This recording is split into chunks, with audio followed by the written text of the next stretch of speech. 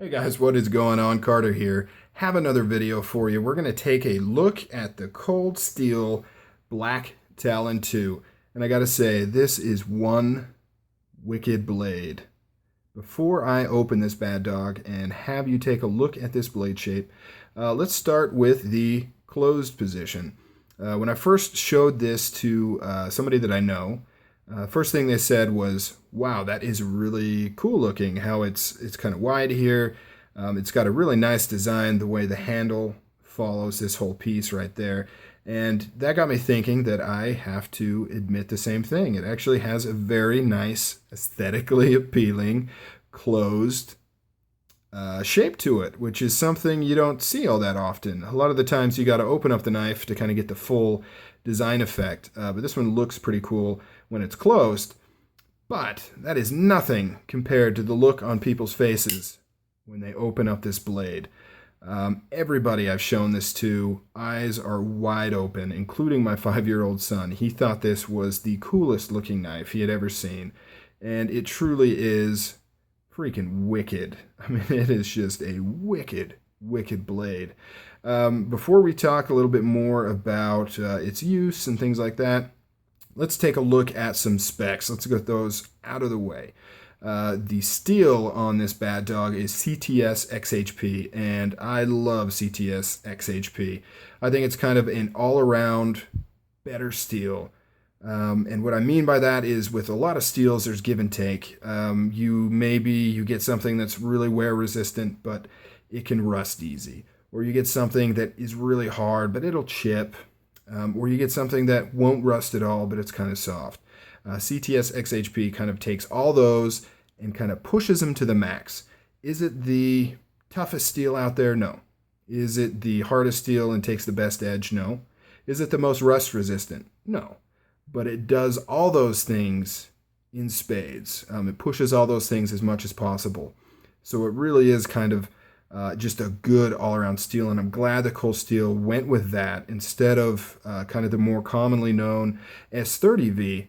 My only fear is that people aren't going to realize, people that aren't into steels aren't going to necessarily realize how good a steel they're getting, but hopefully they do, because I really want to see Cold Steel go down this track. With the improvements they've made this year, I can only sit and hope that they make even more in the next couple of years. But anyways, I've been a Cold Steel fan, but I have struggled with some things of theirs, including the material choices, some of the finishing choices, some of the naming and the logos, which, by the way, is still a little bit of a sticking issue for me. But they have upped the game in terms of the materials and other things, which is really what's important. But I could do a whole video talking about that. Let's get back to this knife. Let's take a look at the weight, because the weight is really something that is impressive on this knife. Because it is a large knife, and it comes in at just under 5 ounces, 4.8 ounces. And the size on this thing is pretty big. It has over a 4-inch blade, trying to get the very tip of the blade there, and about a 9.5-inch overall length on this thing. And let's take a look at the blade to handle ratio, which is very impressive. Look how far that goes down. Any more and you could actually catch that tip, which, by the way, you can't. I've tried. But look how that tip fits right into there, which kind of gives this design that we were talking about earlier. But it is designed very well. It even has a lanyard hole, so they didn't give up that feature. You get a massive, massive blade. Now, oh, by the way, let's take a look at the box. Really nice box. It's got embossing on it. It's got nice shiny ink. Picture of the knife. They're much nicer than their old boxes. All the information on the back here. And it is just a box, but it is the first thing you see. And it does kind of get you excited when you pull it out and open it up. And that is not a sexual pun, I promise. Going back to the knife here, the first thing I did notice, I actually didn't like it that much at first. And that was because of the extremely thin handle profile on this thing. It is quite thin, and when I first put it in my hand, I did not like the way it felt. The way your hand actually fits on the handle is great. Your fingers go right in there. It feels good, but the thinness, it took me about half a day to get over it. But once I got over that, I never looked back. and I have been loving this thing ever since and been carrying it as well. It features a thumb plate, so you don't have to worry about left or right carry. You can just switch the clip right over, which, by the way, it only comes with one clip. It didn't need two because it just goes straight down. Thumb disc right there, which I really like. The waving on this knife, it doesn't wave as well as some of the other knives with the thumb disc, mainly because this space here is not all that great. You have to really want to wave this knife. You have to possibly even practice with this knife to make sure you wave it. However, that can be a good thing because I have accidentally waved plenty of knives just trying to take them out to cut something, and all of a sudden it opens up. Maybe I cut myself or freak somebody out, or that's actually happened. Somebody went to grab the knife out of my pocket, which is kind of dumb on their part, not realizing it was a waved knife, and it opens part way, and they get a little nick, they get a little bite. So that won't really happen with this knife. You have to really want to wave this open. We have the Triad Lock, which, in my opinion, is one of the greater inventions knife-wise in the last few years. And even though it's very popular, a lot of people like it, I still think it's kind of underrepresented in the knife world in terms of the impact, not really the impact, but the what it's accomplished. I mean, it is an amazing knife, and it's very simple. All they did is just added a pin that goes through the frame, and by they, I mean Andrew Demko, the inventor, added a pin that goes through the frame so that you're not butting up blade against lock bar, you're actually butting it to the frame. All that tension, any tension in here gets transferred through the whole knife, and it makes for an extremely strong, extremely tight lockup. There is no wiggle, left or right, up or down on this knife, and you'll get the same thing with every Triad lock that you buy. It is really a phenomenal three phenomenal lock knife. Really good stuff.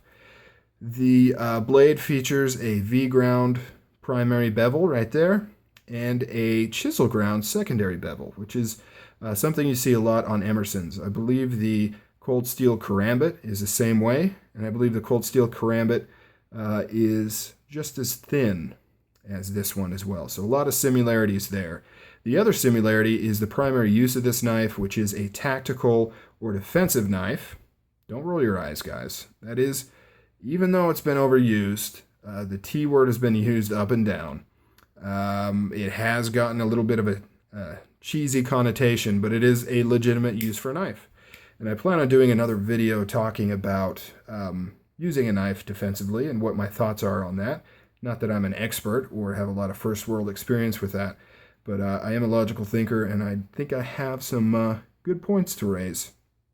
One thing I really like on this is kind of the crowning. It's not quite crowning. It's really kind of just beveled up here on this spine, but it really looks nice. It adds a nice finishing touch to it. Another thing that I noticed is, and I don't know if this is the case with all the new cold steels or it just happened to be this one, but there is nice rounding on all the edges. I know that most, let's take a look here, like this Recon 1, I don't know if you can really catch that edge, but it's really a pretty sharp edge. I mean, not like sharp like you're going to cut yourself, but it's not quite as rounded and soft as what I'm seeing on this. And like I said, I don't know if that's something with all the new cold steels or if it's just a Recon 1 thing, but I really like that. And while we're looking, let's take a look at the comparison in size. You can see how it's longer than the Recon 1, which is not a small knife by any means. Now let's take a look at the thickness difference that I was talking about. Right there. You can see quite a bit thinner. And the Recon 1 I would not consider a super thick handled knife. It's about right, I would say, in my opinion, but it's not super thick. So this, you can imagine, does take some getting used to, but it feels cool, and it feels stout, though, is the thing. It's lightweight, it's thin, but it feels stout.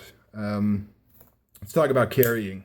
This carries like a dream, like an absolute dream. You will not even notice that it's in your pocket because of this thin handle.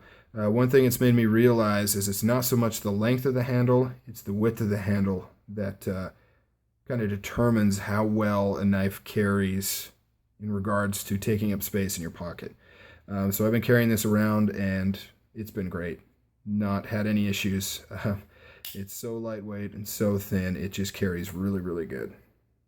So what do we have here? We have a knife that's priced around $100 with premium steel, high quality build, strongest lock in the business, the ability to wave, and it looks badass to boot. I really think you can't beat this if you're in the market for a knife that fills these needs. You know, obviously, if this isn't your cup of tea, if you're more of a utilitarian type person, kind of more of a practical knife user, then yeah, this probably isn't for you. But if you're into these kind of knives, I think this is a winner. The most often compared knife is the Spyderco Civilian, which is a great knife, but I really think in terms of what you're getting, this is the better buy. It's about half the cost. You get, in my opinion, better steel, the ability to wave, stronger lock. Now, if you want to support Spyderco and that's your company, that's a different story altogether. But in terms of what you get for the money, I would say that this one is the winner. All right, guys. As you can tell, I'm a fan of this knife. It actually took me a little while to warm up to it, but once I did, I never looked back. I really like it. I think it's just wicked. I kind of wish that they did a similar setup with maybe different blade styles, just because they've executed this one so well. I would like to see something very, very similar, but kind of more in a practical. I still love tactical. I love tactical knives. I love vicious-looking knives. I do. And I'm not ashamed to say that. But something, more like this. Something in nice Bowie style with some more belly, things like that. It would be really cool if they had this exact type setup, but just a different blade. But we'll see. Maybe they will. All right, guys. I'm out of here. Take it easy. Juju1313, a.k.a. Carter. Talk to you next time.